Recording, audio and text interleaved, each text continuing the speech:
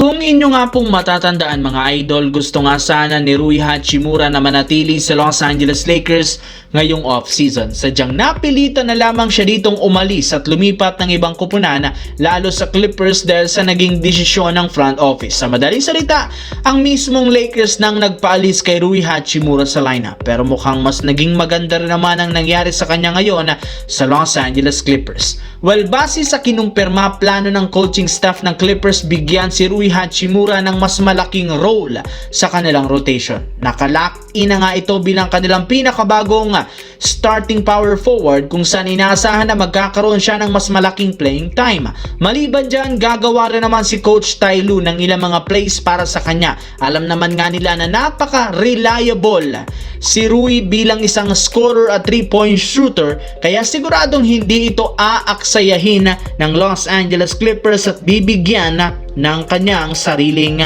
offensive play. Sa kabilang banda, kumakailan lamang kumalat sa social media at nagtrending ang balita na posibleng pagkuha nga daw ng Philadelphia 76ers sa dating player na si Jrue Holiday ngayong offseason. Ayon dito, pinaniniwalaan na posible itong i-buyout ng Portland Trail Blazers kasunod ng pagkakaroon nila ng napakaraming gwardya sa lineup.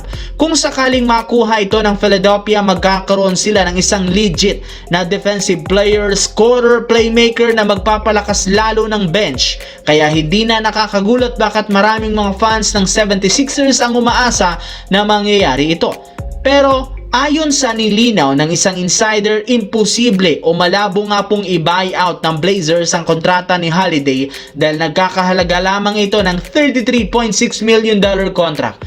Walang team sa NBA ang magba-buyout ng ganito kalaking kontrata dahil sobrang maaapektuhan nito ang kanilang cap space. Kaya ang nag-iisang paraan para makuha ng Philadelphia si Jrue Holiday ay sa pamamagitan ng isang trade at kakailanganin nga nila ditong mag-offer ng isang malaking package. Sa kabilang banda, magtatapos na nga po ang buwan ng July at mag-iisang buwan na simula nang magumpisa ang free agency. Ngunit may ilang mga malalaro pa rin namang nananatili bilang free agent ngayong off-season. At kabilang dito ang all-star center ng Detroit na si Jalen Duren. Ayon sa ibinulgar na balita ng isang NBA insider, hindi pa rin naman nga po nagkakasundo ang kampo ni Duren at ng front office ng Detroit sa kanyang magiging bagong kontrata. Nagmamatigas pa rin naman ito at mas gusto nga niyang makakuha ng max contract, which is ayaw rin naman nga pong ibigay sa kanya ng team. Balak rin naman sana ng Pistons ipamigay na lang ito sa ibang koponan sa isang sign and trade deal. Ngunit ang kaso, wala nga pong teams ang nagkaka-interes na makipag-transaction sa kanila.